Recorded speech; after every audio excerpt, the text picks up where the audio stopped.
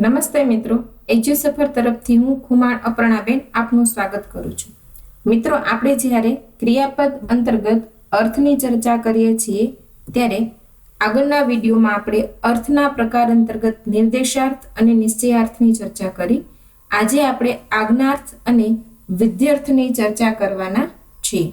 તો આજ્ઞાર્થ એટલે શું? આજ્ઞાર્થ, આજ્ઞા એટલે શું આપણને ખ્યાલ જ છે. આપણે કોઈને હુકમ કરીએ, કંઈક કઈને કામ કરાવીએ, એને આપણે આજ્ઞા કહીએ છીએ. તો ક્રિયાપદમાં આજ્ઞાર્થ એટલે શું? આજ્ઞાર્થની સંધિ છૂટી કરીએ એટલે આજ્ઞા વત્તા અર્થ બરાબર આજ્ઞાર્થ. જે અર્થની અંદર આજ્ઞા સમાયેલી છે તેને આજ્ઞાર્થ કહેવામાં આવે છે. આપણે કોઈકને હુકમ કરીએ અથવા તો એવું નથી કે કોઈક આગળ જબરદસ્તી કામ કરવા માટે આપણે જે જો હુકમીથી જે શબ્દો વાપરીએ છીએ, જે ક્રિયાપદ વાપરીએ છીએ એને જ આજ્ઞા કહેવાય એવું નથી. પણ વ્યાકરણની પરિભાષાની અંદર આપણે કોઈને હુકમ અથવા તો વિનંતી કરીએ છીએ, પ્રાર્થના કરીએ છીએ, કોઈને કંઈ ઉપદેશ કરીએ છીએ, એ વસ્તુ પણ એક પ્રકારની આજ્ઞા જ છે. તો વ્યાખ્યામાં શું કહેવા માંગે છે? ક્રિયાપદના જે રૂપમાંથી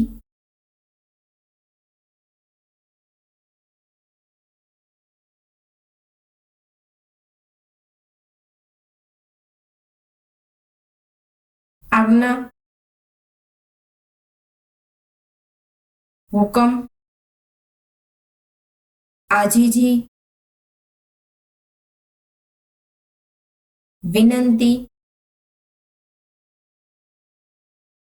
પ્રાર્થના, ઉપદેશ જેવા અર્થ સૂચવાય છે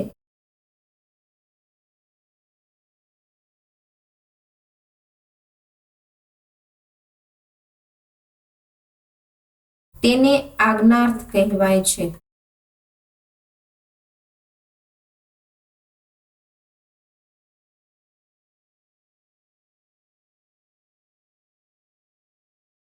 ક્રિયાપદના જે રૂપમાંથી આજ્ઞા, હુકમ, આજીજી, વિનંતી, પ્રાર્થના, ઉપદેશ એના જે અર્થ હોય તે જે ક્રિયાપદ છે એને આપણે આજ્ઞાર્થ કહીએ છીએ. દાખલા તરીકે વાંચો, વાંચવાની આજ્ઞા. જમો,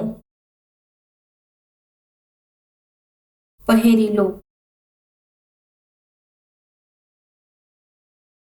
વિચારજો, એક પ્રકારની વિનંતીના સ્વરૂપે આજ્ઞાર્થ રહેલી છે. ભલું કરે, પ્રાર્થના. ભલું કરે, આપણે એવું કહેતા હોય છે કે ભગવાન સૌનું ભલું કરે. તો એ ભલું કરે, ભલું કરવાની જે ક્રિયા છે, આપણે ક્રિયાપદ અંતર્ગત જ્યારે આજ્ઞાર્થ સમજીએ છીએ ત્યારે આ બધા ક્રિયાપદ જ છે. પણ એ ક્રિયાપદ દ્વારા આજ્ઞા રહેલી છે, વિનંતી છે, હુકમ છે, આજીજી છે. એટલા માટે આ બધા અર્થને આજ્ઞાર્થ કહેવામાં આવે છે. પછી બોલો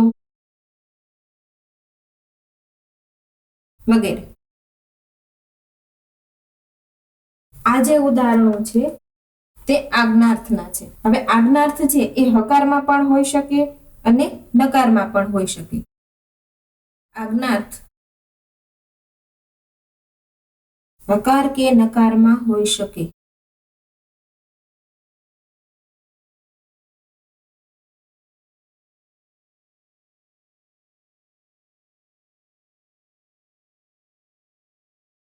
દાખલા તરીકે હકાર તો આપણે જોયું કે વાંચો, પહેરી લો, વિચારજો, તમે બેસી જાઓ, તમે આમ કરો, તેમ કરો, એ જે છે એ હકાર છે. પણ નકાર, તમે તેની સાથે ન જતા, જવાની ના પાડે છે, ન જવાની આજ્ઞા કરે છે.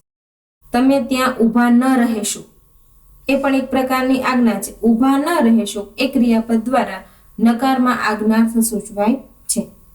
બીજી વાત છે, આજ્ઞાર્થ હંમેશા વર્તમાન કાળમાં હોય છે. આજ્ઞાર્થ હંમેશા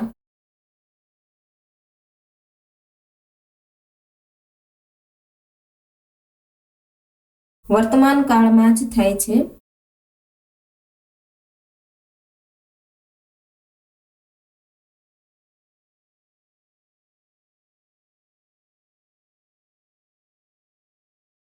બેસી જાઓ, ઊભા રહો, વિચારો, આ છે એ વર્તમાન કાળમાં આપણે હંમેશા આજ્ઞાર્થનો ઉપયોગ કરીએ છીએ. તેથી આજ્ઞાર્થમાં વર્તમાન કાળના જ રૂપ વપરાય છે. તેથી આજ્ઞાર્થમાં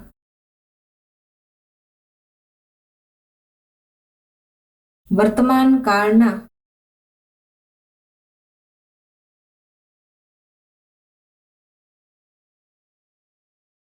રૂપ વપરાય છે.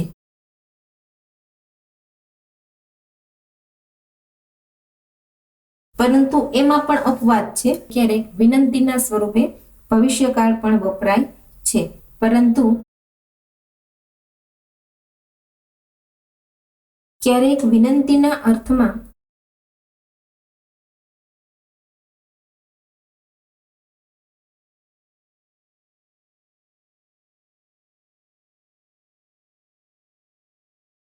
ભવિષ્યકાળનું રૂપ પણ વપરાય છે.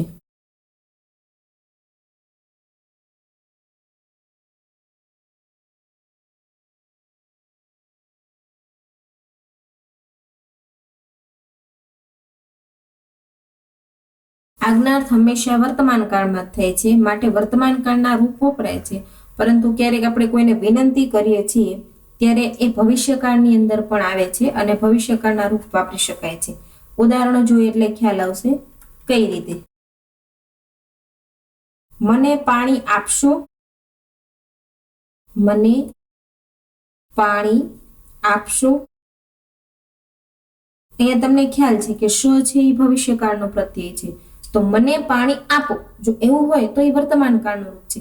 પણ ક્યારેક આપણે એવું પણ કહીએ છીએ કે મને પાણી આપશો, વિનંતી કરીએ છીએ, એટલા માટે ભવિષ્યકાળનું રૂપ બતાવે છે. બીજું ઉદાહરણ જુઓ. પરીક્ષાની તૈયારી બરોબર કરજો. પરીક્ષાની તૈયારી બરોબર કરજો.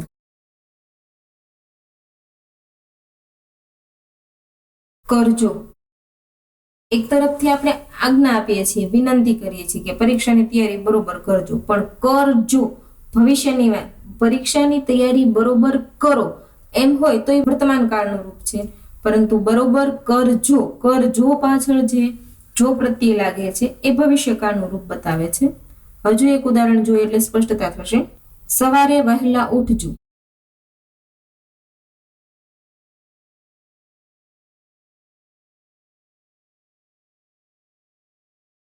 અહીંયા પણ જો પ્રત્યય છે એ ભવિષ્યકાળ બતાવે છે. તો આજ્ઞા આપણે હંમેશા એવું માનતા હોય છે કે મોટે ભાગે વર્તમાન કાળમાં જ હોય છે, પણ અમુક જગ્યાએ ભવિષ્યકાળના રૂપ પણ લે છે. બીજી વાત આજ્ઞાર્થ માટે છે કે આજ્ઞાર્થને પુરુષ વચનના પ્રત્યય લાગે છે. આજ્ઞાર્થને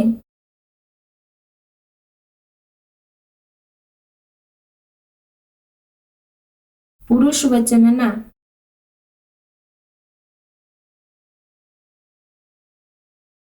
પ્રત્યય લાગે છે.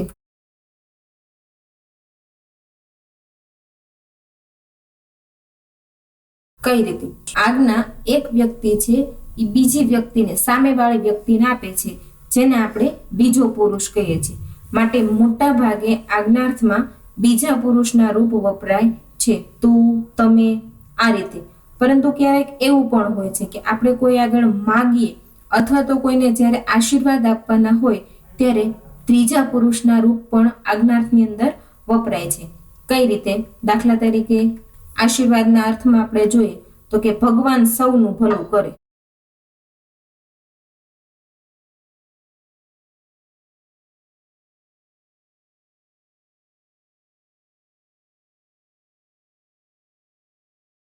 ભગવાન સૌનું ભલું કરે, બરોબર?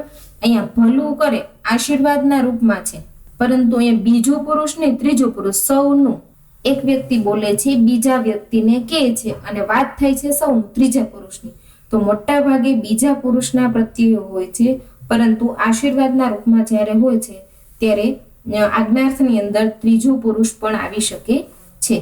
બીજું ઉદાહરણ જોઈ લઈએ. સૌનું કલ્યાણ થાઓ.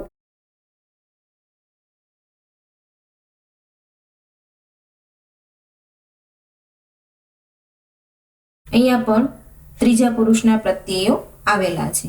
આજ્ઞાર્થ માટે બીજી એક બાબત, આજ્ઞાર્થક વાક્યમાં કર્તાનો લોપ થાય છે.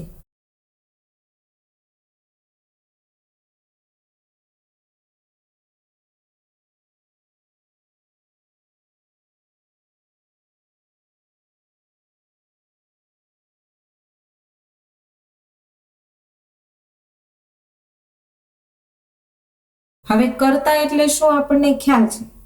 અત્યાર સુધીના આપણે આજ્ઞાર્થના જેટલા ઉદાહરણો જોઈએ એમાં તમને ખ્યાલ આવ્યો હશે કે ક્યાંય પણ કર્તા છે નહીં. કર્તા એટલે શું? તો કે વાક્ય જે આપેલું છે એની અંદર કાર્યનો જે કરનાર છે એને કર્તા કહેવામાં આવેલો છે. બરોબર છે. હવે અહીંયા આપણે એવું કીધું આગળના ઉદાહરણમાં કે પરીક્ષાની તૈયારી બરોબર કરજો, આજ્ઞા આપવામાં આવે છે. એમાં કોઈ પરીક્ષાની તૈયારી કરે છે એવો કોઈ કર્તા આપેલો છે નહીં.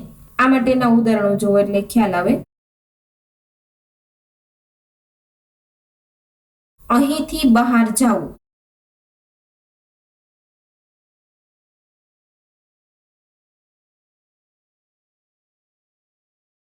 બહાર જાઓ એવી આજ્ઞા આપવામાં આવે છે. અહીંથી બહાર જાઓ છે આજ્ઞા, પણ એમાં ક્યાંય તમને કર્તા જોવા મળશે નહીં. એટલે આજ્ઞાર્થમાં કર્તા હોતો નથી.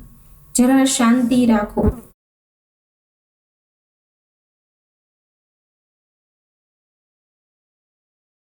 અને ત્રીજું ઉદાહરણ, ઉઠો અને જમી લો.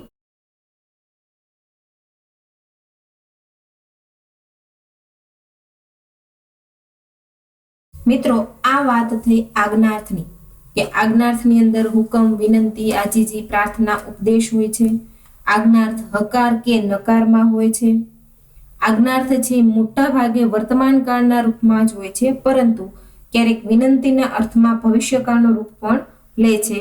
આજ્ઞાર્થને પુરુષ વચનના પ્રત્યે લાગે છે, તેમાં પણ બીજો પુરુષ, પરંતુ ક્યારેક આશીર્વાદના અર્થમાં ત્રીજો પુરુષ પણ આવે છે. અને અંતિમ બાબતે કે આજ્ઞાર્થ વાક્યમાં કર્તાનો લોપ થાય છે. આટલી બાબત યાદ રાખો એટલે આજ્ઞાર્થ ક્રિયાપદ કયું છે એ ખ્યાલ આવી જાય છે. હવે આપણે તેના અન્ય પ્રકારની વાત કરીએ, વિદ્યાર્થની. તો વિદ્યાર્થ એટલે શું? વિદ્યાર્થ એની અંદર સંધિ છૂટી પાડી એટલે ખબર પડશે કે વિધિ વત્તા અર્થ એટલે વિદ્યાર્થ. સામાન્ય રીતે આપણે કોઈ વિધિ વિધાન, મતલબ કે કોઈ પૂજા પાઠ, મંત્ર જાપ એવું જે કંઈ હોય એને વિધિ એવું કહેતા હોય કે આપણે આ પ્રકારની વિધિ કરવી છે, આમ છે તેમ. પરંતુ અહીંયા વ્યાકરણની પરિભાષામાં વિધિનો અર્થ શું થાય છે? વિધિ વત્તા અર્થ એટલે વિદ્યાર્થ. તો કે વિધિ એટલે ક્રિયા કરવાની રીત કે નિયમ. ક્રિયાપદ અંતર્ગત જ્યારે આપણે વિદ્યાર્થ સમજવાનું છે ત્યારે વિધિ એટલે ક્રિયા કરવાની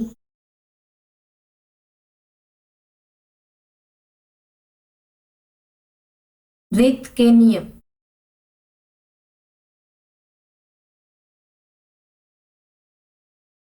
આપણે દરરોજની જે ક્રિયા છે, રોજબરોજની જે ક્રિયા પ્રક્રિયા છે એની અંદર ચોક્કસ પ્રકારના નિયમો હોય છે, રીત હોય છે, જેના અનુસાર આપણે વર્તન કરવાનું હોય છે.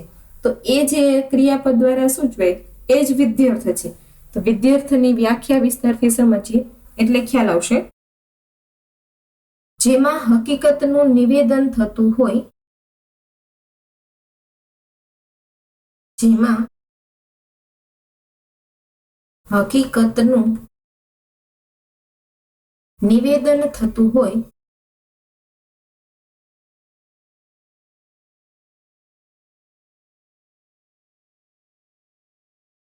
ક્રિયા કરવાની ફરજ,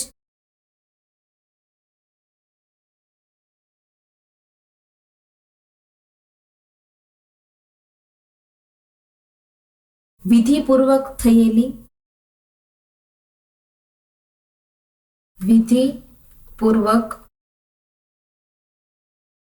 થયેલી. વિધિ એટલે કે નિયમાનુસાર થયેલી, થતી કે થવાની ક્રિયાનું કે કર્તવ્યનું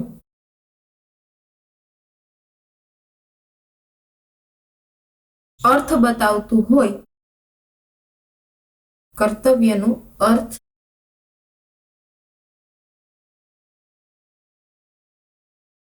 બતાવતું હોય ત્યારે વિધ્યર્થ બને છે.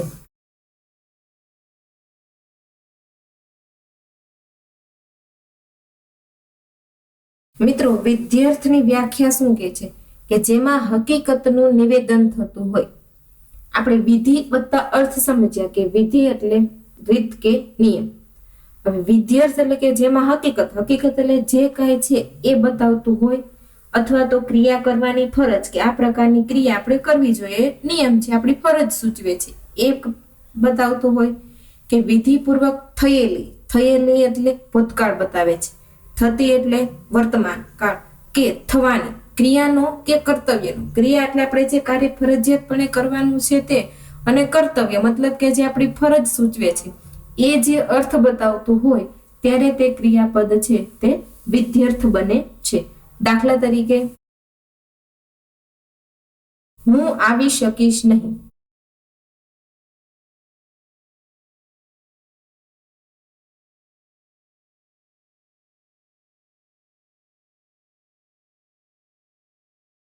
અહીંયા હકીકતની વાત કરી છે, હકીકતનું નિવેદન કરેલું છે, અને ભવિષ્યકાળની વાત કરી છે કે હું આવી શકીશ નહીં. શાળાએ નિયમિત આવવું જોઈએ.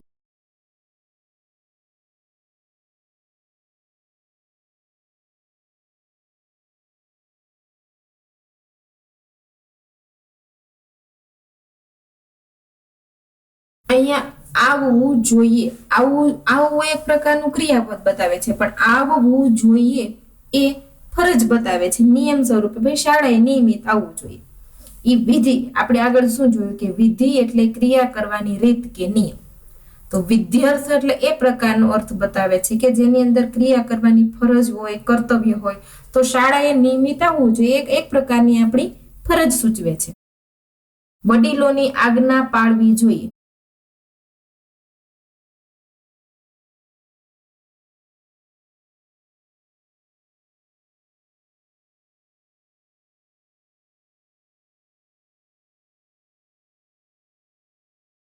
આ વાક્યો છે એ વિધ્યર્થના છે.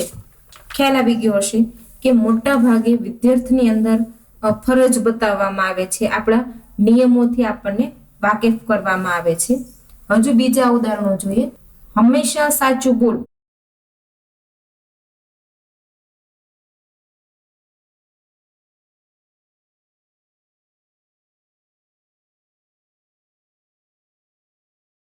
સવારે વહેલા ઉઠવું.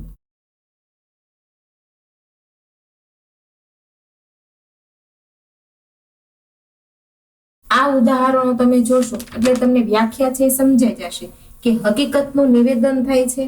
સાચું બોલવું, વહેલા ઉઠવું, શાળાએ જવું એક હકીકત છે. બીજી વસ્તુ છે ક્રિયા કરવાની ફરજ બતાવે છે, વહેલા ઉઠવાની, વડીલોને આદર આપવાની, શાળાએ જવાની. પછી વિધિપૂર્વક થયેલી, વિધિ એટલે નિયમાનુસાર થયેલી, થતી કે થવાની એ ક્રિયાનો જે અર્થ બતાવે છે તે વિધ્યર્થ છે. તો અહીંયા ઉઠવું, સાચું બોલવું. બીજા ઉદાહરણો આપણે જોયા કે વડીલોની આજ્ઞા પાળવી જોઈએ, ભવિષ્યકાળની વાત છે, શાળાએ નિયમિત આવવું જોઈએ, વર્તમાન કાળ અને ભવિષ્યકાળ પણ સૂચવે. તો આ જે વસ્તુ છે એ વિધ્યર્થ બતાવે છે. તો મિત્રો, આ રીતે ઉપરના જે વાક્યો છે એ વ્યક્તિ માટેની ફરજ કે કર્તવ્યનું સૂચન કરે છે. તેમાં આજ્ઞા હોતી નથી. હંમેશા સાચું બોલો એવું હોય તો આજ્ઞા હોય છે, પણ સાચું બોલવું એ આજ્ઞા નથી, વિધિ છે. એમની અંદર હંમેશા અનુસરવાની ક્રિયા કે ફરજને વિધિ કહેવામાં આવે છે.